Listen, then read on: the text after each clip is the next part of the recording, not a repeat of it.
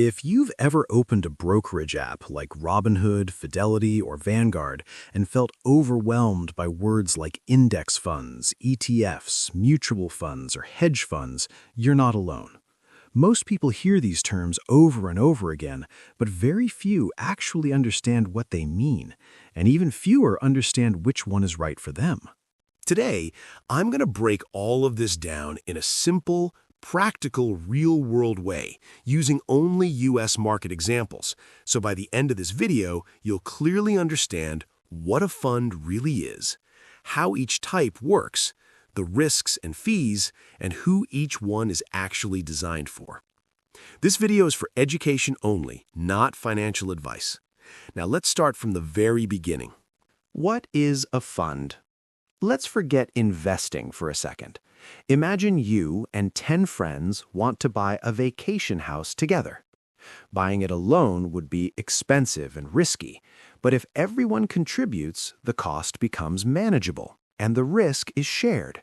That's the basic idea behind a fund. A fund pools money from thousands, sometimes millions of investors, and uses that money to invest in assets like U.S. stocks, U.S. bonds, real estate, or a mix of everything. Instead of managing dozens or hundreds of investments yourself, the fund does it for you, and you own a small piece of the entire pool. Now let's look at the main types of funds you'll see in the U.S. market. Index funds. Index funds are often considered the foundation of long-term investing in the U.S. An index fund doesn't try to outsmart the market. Instead, it simply tracks an index. What's an index? An index is basically a measurement of part of the stock market. For example, S&P 500. That tracks 500 of the largest U.S. companies. NASDAQ 100 tracks major U.S. tech-focused companies. Dow Jones Industrial Average tracks 30 major U.S. corporations. Companies like Apple, Microsoft, Amazon, Google, NVIDIA, Coca-Cola, and Johnson & Johnson are all part of these indexes. When you invest in an index fund, you're buying tiny pieces of all those companies at once.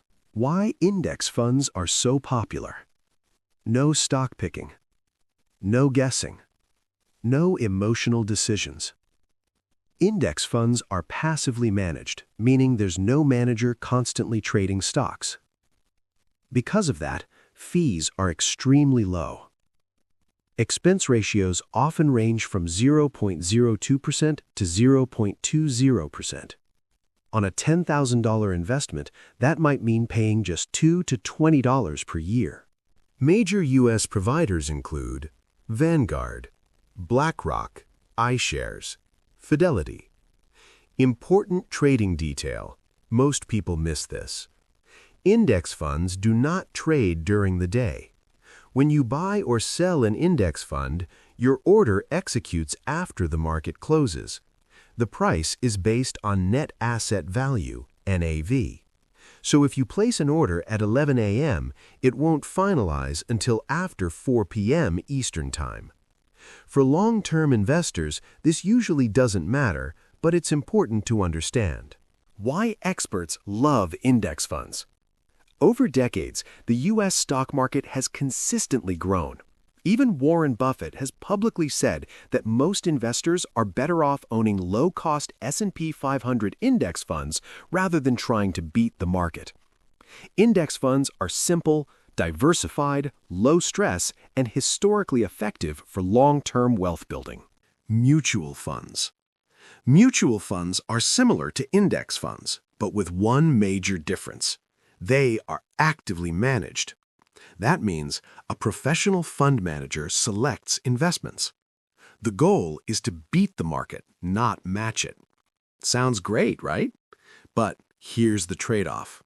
The cost of active management. Because managers and research teams are involved, expense ratios often range from 0.5% to 1.5% or more. Over decades, these fees can seriously reduce returns. Multiple studies show that most actively managed U.S. mutual funds fail to consistently beat the S&P 500 over the long term. Why some investors still choose mutual funds? belief in a specific manager's strategy, exposure to specialized sectors, certain bond or income-focused strategies. Major U.S. mutual fund providers include Vanguard, Fidelity, J.P. Morgan, and T. Rowe Price. Like index funds, mutual funds also execute trades once per day after market close. Hedge funds. Hedge funds operate in a completely different world. These are private investment funds, typically available only to high net worth individuals or institutions like pension funds or endowments. Hedge funds use advanced strategies such as short selling, leverage, borrowing money to invest, and options and derivatives. Their goal isn't stability, it's maximum returns even if risk is high. ETFs, exchange-traded funds. ETFs combine features of index funds and stocks. Like index funds, they offer diversification. Many track major U.S. indexes. Like stocks, they trade all day on the stock exchange. Prices move in real time. Popular U.S. ETFs include SPY, S&P 500, QQQ, NASDAQ 100, and VTI, Total U.S. Stock Market. Why ETFs are so popular? Real-time buying and selling, low expense ratios, often 0.03% to 0.75%, easy access through most U.S. brokerages, often commission-free.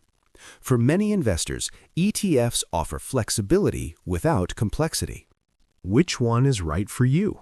Here's a simple breakdown. Index funds, or ETFs. Best for most people. Low cost, diversified, long-term focused. Mutual funds. Useful if you believe in a specific strategy, but watch fees closely. Hedge funds. Designed for wealthy investors who can afford high risk and high fees. For the average U.S. investor building long-term wealth, index funds and ETFs are usually the smartest starting point.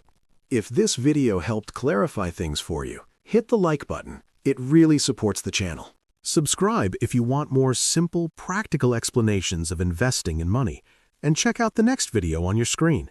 Thanks for watching, and I'll see you in the next one.